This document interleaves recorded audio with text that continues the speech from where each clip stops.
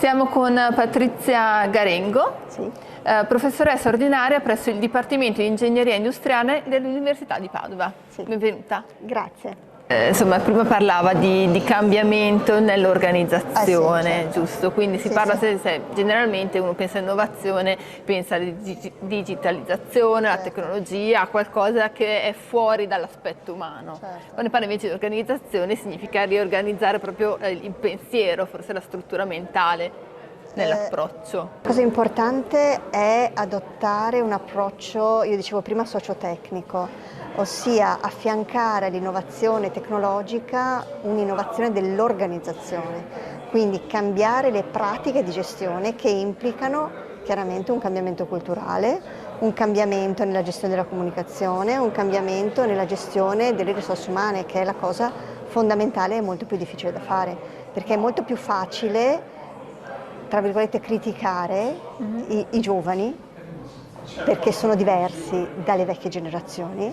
Invece l'unica cosa che possiamo fare è ascoltarli e cercare di cambiare l'organizzazione in modo tale da adattare l'organizzazione a un contesto che cambia.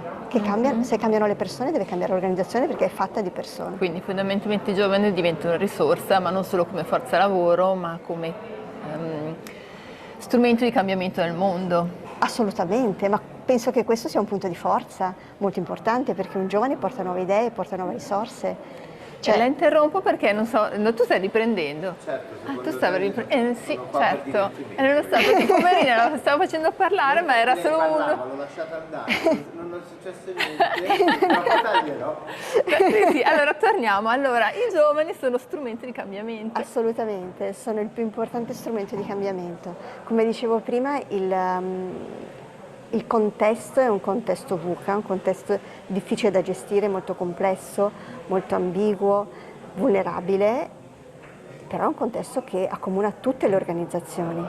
Quindi cosa fa la differenza? La differenza lo fanno le persone, cioè come le persone sono in grado di interpretare un contesto complesso, prendere delle decisioni e innovare.